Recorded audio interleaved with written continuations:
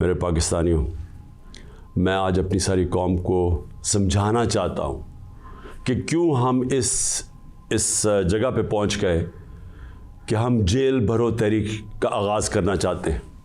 اس کی کیا وجہ ہے؟ دیکھیں، ساری دنیا میں قومیں کسی قانون کے تحت چلتی ہیں۔ قانون کیا ہوتا ہے؟ وہ آئین فیصلہ کرتا ہے کہ کیا قانون میں جائز ہے اور کون سی چیز ناجائز ہے۔ جب سے یہ امپورٹڈ حکومت آئی ہے، اس ملک کے آئین اور قانون کی دھجیاں اڑائی گئی ہیں۔ حالات یہ ہیں کہ عدالتوں کی بھی باتیں، ان کے احکامات نہ پولیس سنتی ہے نہ یہ ریاست سنتی ہے۔ میں آپ کو مثال دیتا ہوں کہ ابھی حال ہی میں جب یہ امپورٹڈ حکومت بھاگ رہی تھی اسلام آباد کے لوکل گورنمنٹ الیکشن سے، تو عدالت نے کہا کہ فوری طور پہ ڈیٹ دو، بلکہ انہوں نے تو کہا کہ 48 گھنٹے میں کرواؤ۔ ابھی تک کوئی مہینہ ہونے لگا ہے تقریباً، ابھی تک الیکشنز نہیں ہوئے۔ اس کے علاوہ جس طرح فنڈامنٹل رائٹس، جو بنیادی حقوق، جو ہمارا آئین ہمیں ہمارے بنیادی حقوق کی حفاظت کرتا ہے، حالات یہ ہیں کہ لوگوں کو اٹھایا جاتا ہے۔ کتنے لوگوں کو، سوشل میڈیا کے لوگوں کو اٹھایا گیا، ان کو تشدد کیا گیا ان کے اوپر، صرف اس لیے کہ ان کی کوئی ٹویٹ تھی، اس کے اوپر اٹھایا گیا، تشدد کیا گیا۔ ابھی تک کئی ایسے لوگ ہیں جنہوں نے جس طرح کا تشدد کیا گیا، ابھی تک ان کا ذہنی توازن ٹھیک نہیں ہوا۔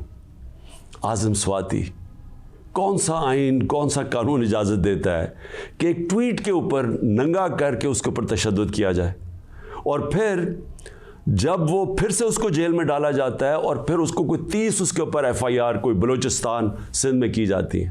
شیخ رشید، آئین اس کو عدالت اس کو ضمانت دیتی ہے، اس کے باوجود اس کو اٹھا کے لے جاتے ہیں اور اس کے اوپر کیسز سندھ اور بلوچستان میں کر دیتے ہیں۔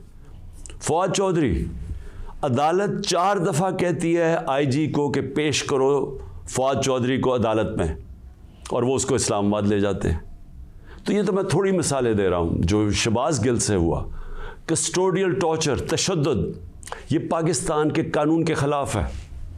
تشدد بھی ہوا اور اس کو کوئی ریلیف نہیں ملی، اور پھر ڈرایا دھمکایا گیا اور کیسز کیے گئے۔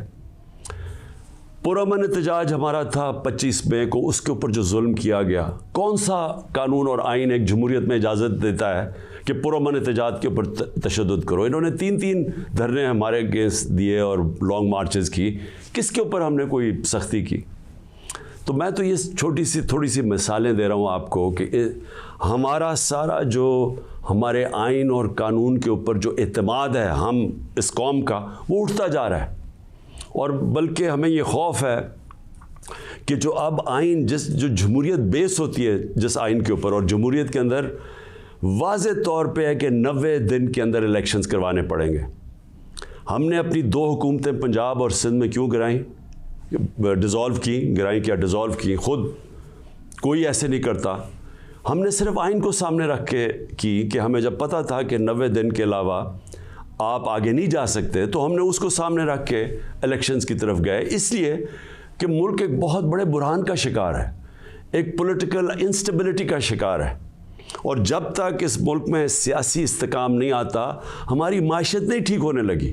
تو ہم نے قربانیاں دی 2 گورنمنٹس کی، جو تقریباً 66% پاکستان ہے، صرف اس لیے کہ آئین 90 دن میں الیکشن کرواتا ہے۔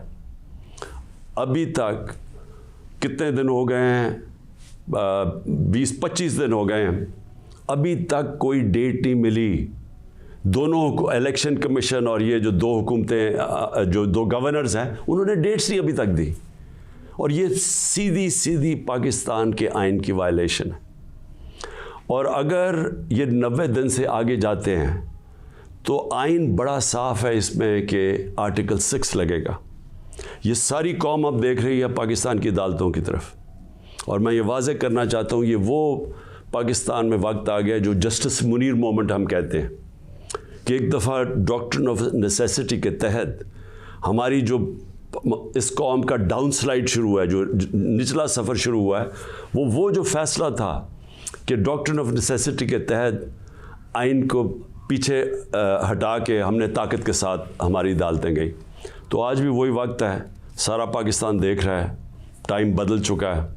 اگر یہ ہم نے دیکھا کہ اس سے آگے جاتے ہیں تو ہم نے یہ پلان کیا ہوا ہے کہ ہم نے اپنے آئین, اپنے ملک کے قانون کے رول آف لاء کے لیے, انصاف کے لیے ہم نے یہ جیل بھرو تحریک کا فیصلہ کیا, کیونکہ ہمیں کوئی نظر نہیں آ رہا کہ یہ جو وہ لوگ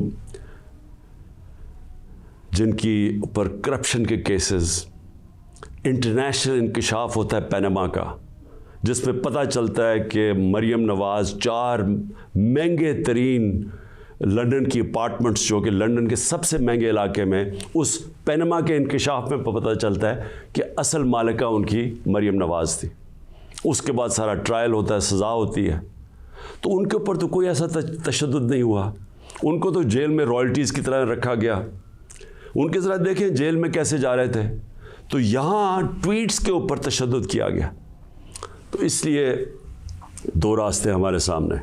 ایک راستہ یہ ہے کہ ہم توڑ پھوڑ کریں, انتشار پھیلے گا ملک میں, سڑکیں بند کریں,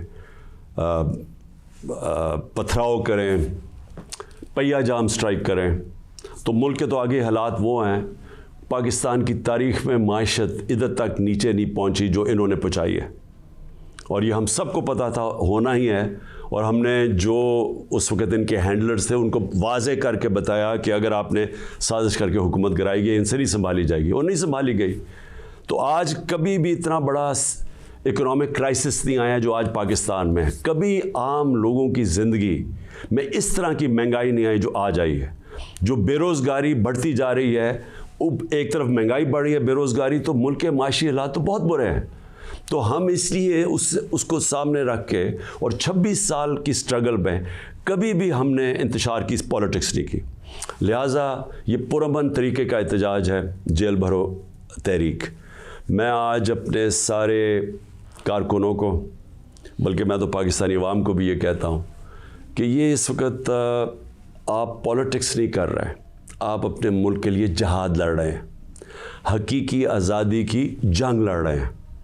میں آج آپ سب کو کہوں گا کہ میرے اپنے کارکنوں کو کہ جو ہمارے ضلعی صدر ہیں, ڈسٹرکٹ پریزیڈنٹس جو ہیں, ان کے اوپر رجسٹریشن شروع کریں کہ جنہوں نے ہم پہلے ہر پاکستان کے شہر میں ہم جیل بھرو تحریک شروع کریں گے.